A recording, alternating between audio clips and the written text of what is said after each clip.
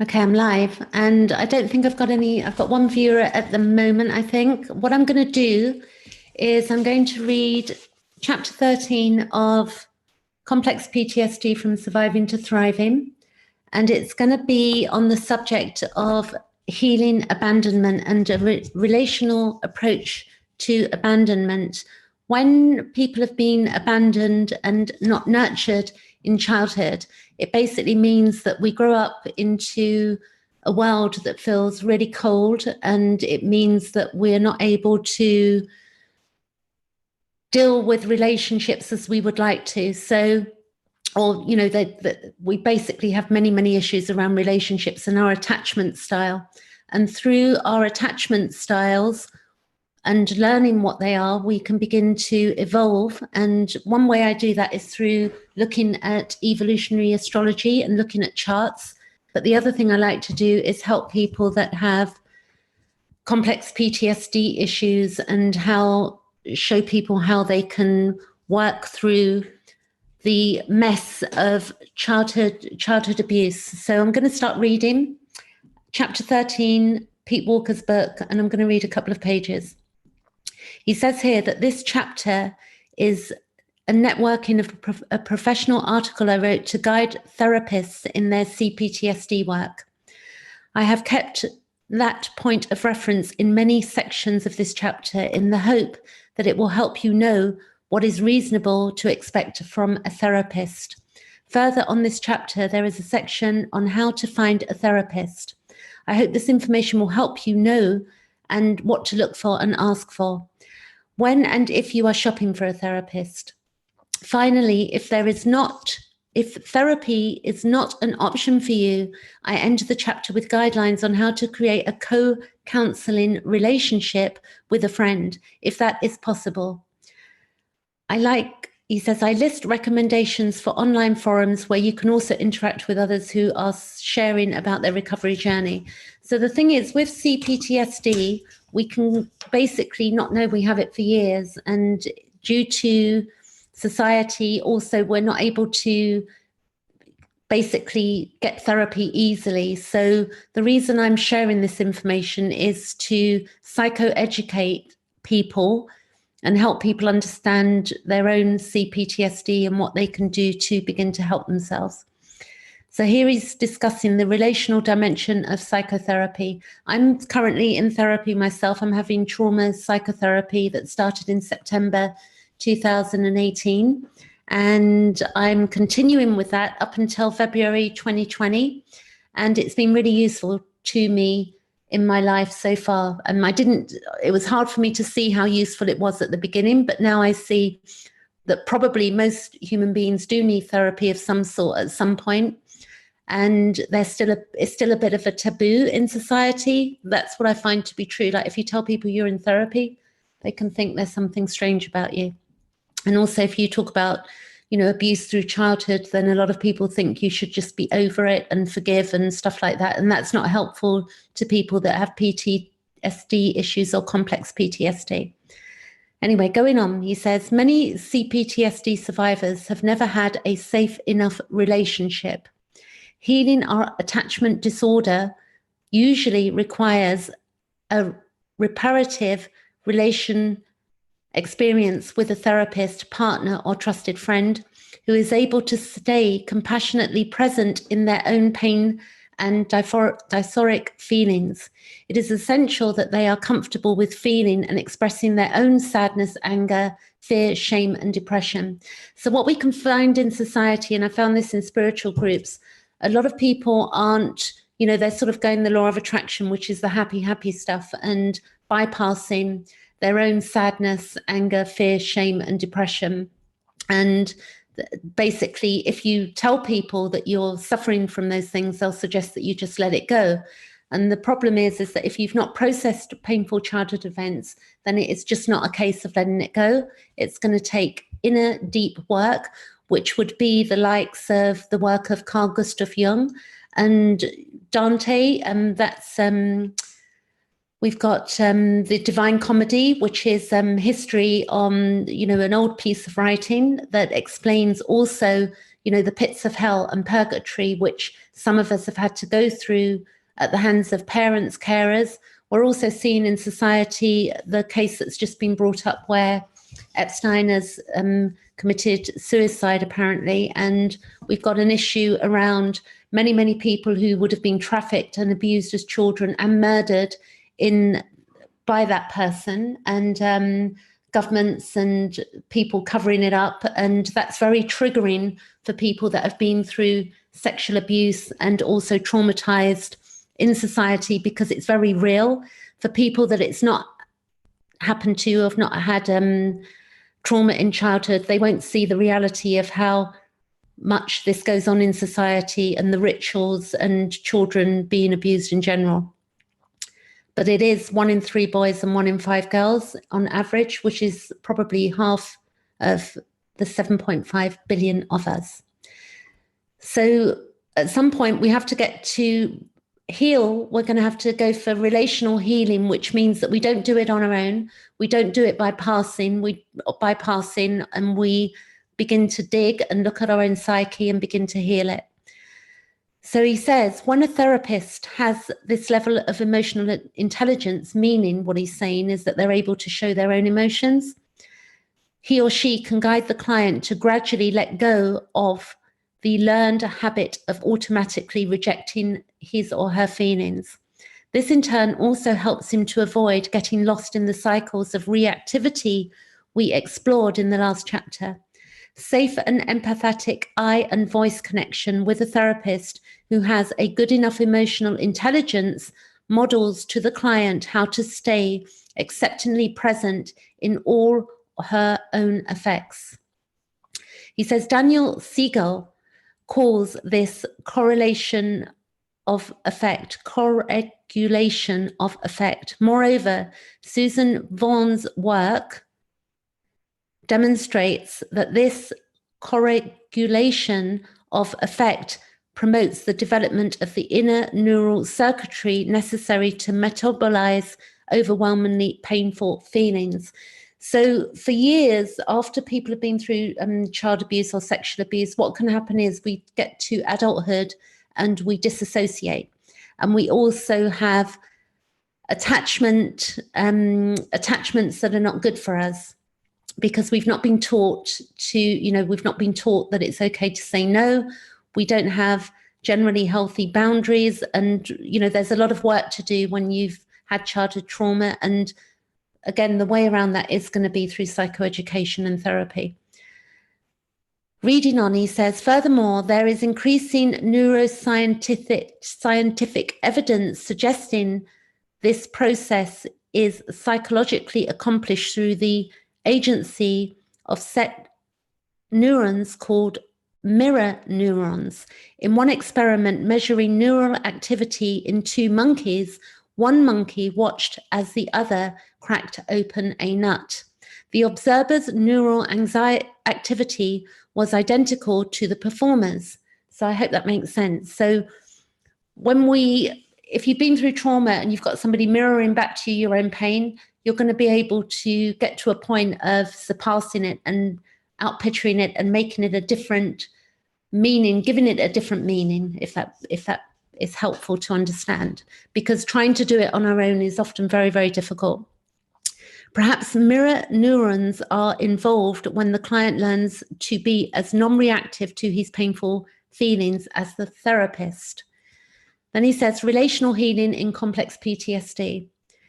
He says versions of the following article are to be found in The Therapist and the East Bay Therapist. Check my page there, 66 and 267. He says many traumatologists see attachment disorder as one of the key symptoms of complex PTSD. It is the psychoeducational phases of workings and traumatized clients. I typically describe attachment disorder as the result of growing up with primary caregivers who were regularly experienced as dangerous.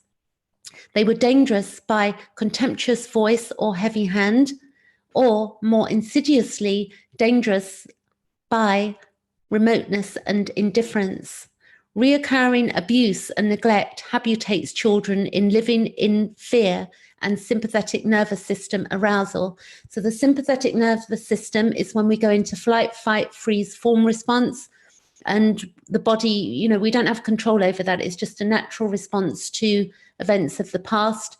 And as adults, we might be walking through life and we'll see somebody that looks like an abuser or the tone of their voice, and that will send us into the fight, flight, freeze response. And it affects people quite badly, gives anxiety and panic attacks as well. He says, it makes them easily triggerable into the abandonment melange of overwhelming fear and shame that tangles up with the depressed feelings of being abandoned.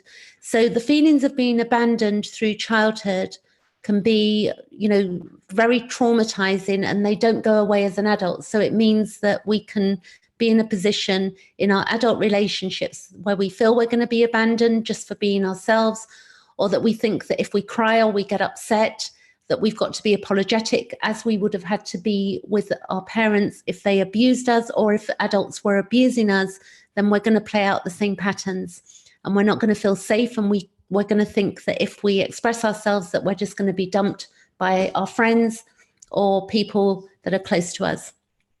He says here, a child with parents who are unable or unwilling to provide safe enough attachment has no one to whom she can bring her whole developing self. And it calls arrested development as well, which means that there's parts of you that do not develop, and you've got a split personality, which shatters the soul somewhat as a child. Then he says, no one is there for reflection, validation, and guidance. No one is safe enough to go for comfort or help in times of trouble. There is no one to cry to protest to, the unfairness to, or to seek compassion from hurts, mistakes, accidents, and betrayals. So if you can imagine you're an abused child and that you're bullied at school, or somebody hurts you, or you had a nightmare, you can't go to that parent that's abusing you. And it turns into a nightmare for a child, that they've got nobody that they can go to when they've been through abuse through their childhood as well. And then that ends up playing out in adulthood as well. And this is why we need to heal this at deep levels. He says, no one is there for reflection, validation, and guidance. No one is safe enough to go to for comfort or help in times of trouble. There is no one to cry to, protest unfairness to, and to seek compassion from hurts, mistakes, accidents, and betrayals. No one is safe enough to shine with, to do, show, and tell with, and to be reflected as a subject of pride. There is no one to even practice the all-important intimacy building skills of conversation. In the paraphrased words of more than one of my clients, talking to mum was like ammunition to the enemy. Anything I said could and would be used against me. No wonder people always tell me that I don't seem to have much to say for myself. Those with CPTSD spawned attachment disorders never learn the communication skills that engender closeness and a sense of belonging. When it comes to relating, they are often plagued by debilitating social anxiety and social phobias when they are at the severe end of the continuum of CPTSD. So I'll give you an example there. If sometimes I've been afraid to speak to people on the phone. If I've, become friends with them on social media, that might be a fear of mine, because, you just feel that you don't want people to know you at a deeper level, and it can create fear because you maybe in childhood weren't able to communicate with those that you needed to communicate with. So all of this stuff plays out in adulthood. Repeating myself, but it's worth repeating this stuff. Then he says, many of the clients who come through my door have never had a safe enough relationship. Repetition compulsion drives them. Next page, 267, 268. Says, repetition compulsion drives them to unconsciously seek out relationships in adulthood that traumatically reenact the abusive or abandoning dynamics of their childhood caretakers. So maybe we can see that what goes on is that we reenact the relationships in adulthood with other adults that we had in childhood.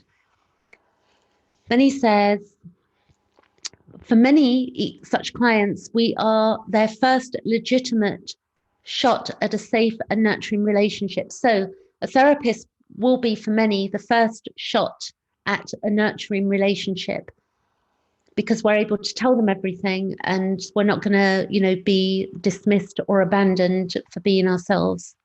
And this is why therapy is important, because we can relearn our social skills that we did not learn in childhood.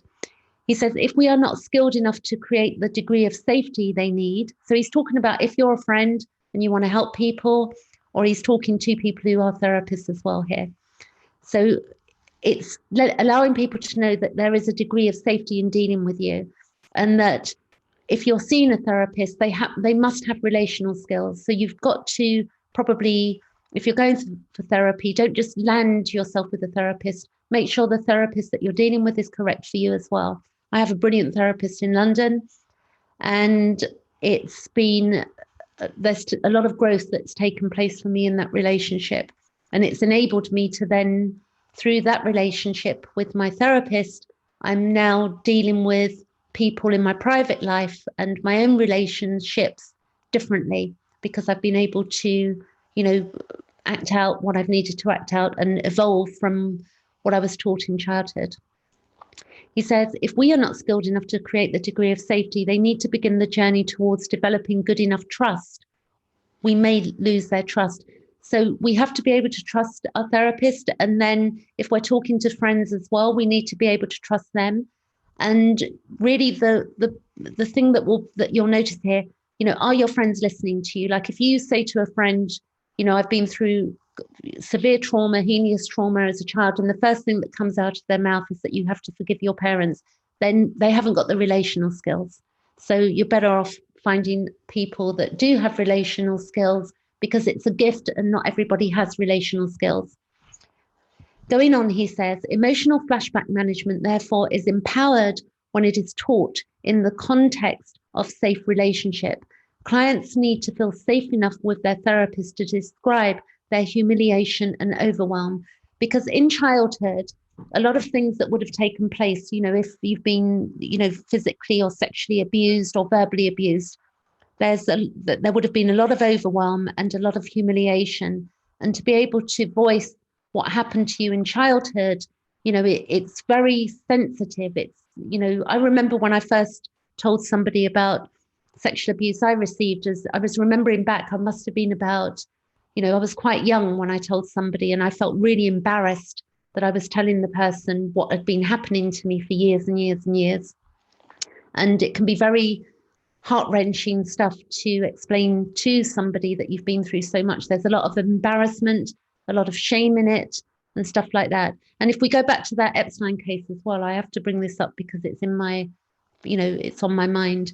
The young people that were abused through the power of governments or whatever, who's ever involved in that, there are other people at the end of that case at the moment that need to be heard. Their voices need to be heard. This isn't just about blaming people. This is about the people that were abused getting justice and not just being ignored, by the news and the public thinking that it's a dead case. It's not. That's got to go on. And the people that were abused and mistreated need to be heard, because it's tragic. It's, it's damaging to a soul if these people are not heard, and it's damaging to the rest of society as well.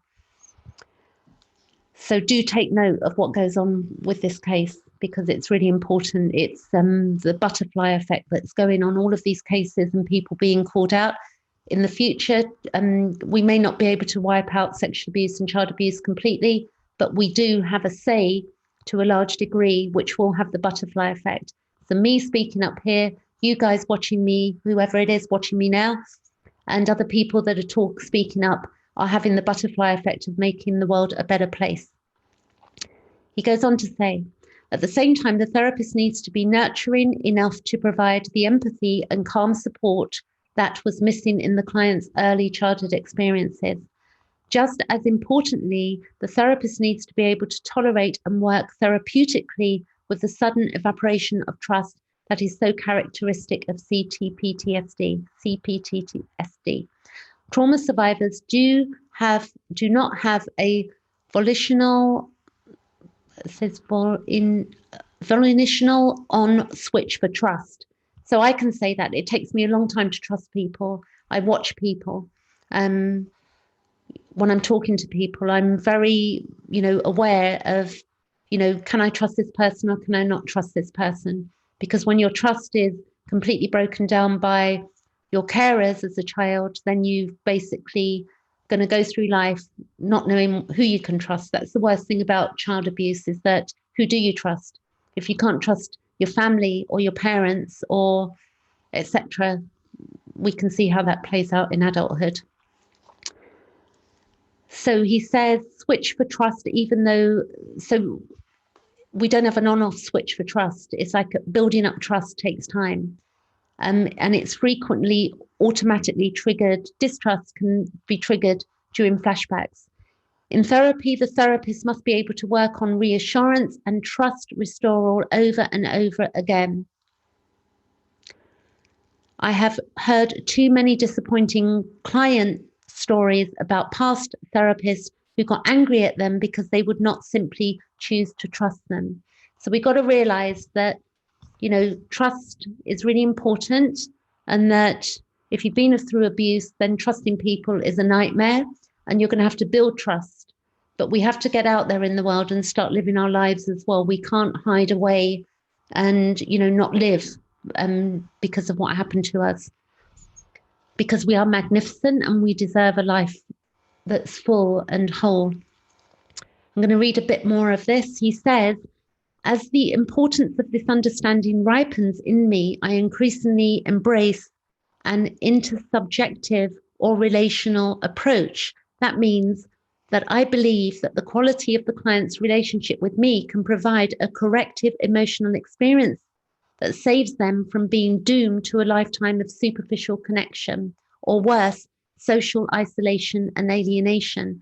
And I would look at social media that way, like in a way, it's opened up a lot of the world for people who've been through trauma because we've got all of the groups. But we need to get back into the real world as well. And therapy and real live groups, not just on social media, can do that. But we can also do that on, like Zoom meetings or, Skyping with people, friends. We need to be, get eye-to-eye contact with people so that we can arise past our shame and abandonment and fears of other people. There are some good people in this world, that's for sure. The not so nice people are a minority. So then he says, moreover, I noticed that without the development of a modicum of trust with me, my CPTSD clients are seriously delimited in their, let me see too, these pages have fallen out of the book, so forgive me for a moment, 268, 269, 268, right. Receptivity to my guidance, as well as the balming effects of my empathy. In this regard, I will describe 4 key qualities of relating that I believe are essential to the development of trust and the subsequent relational healing that can come out of it. These are empathy, authentic vulnerability, dialogicality, and collaborative relationship repair. Right, so I'm going to leave it there for today, and I'm going to read tomorrow about the empathy, the 4 points that he's just brought up. And the book that I'm reading from, which I suggest you go and get a copy, is this one here, which is Complex PTSD from Surviving to Thriving. All of the links are below this video. So do get a copy of this book because it's going to heal your CPTSD, or it's going to help you understand it and you're going to evolve it as best you can. I know it happens. It's happened for me. The other book that I'm reading currently is Trauma and the Soul by Donald Cowshed. This is Jungian work. Carl Gustav Jung. It's from that point. And this book is really beautiful.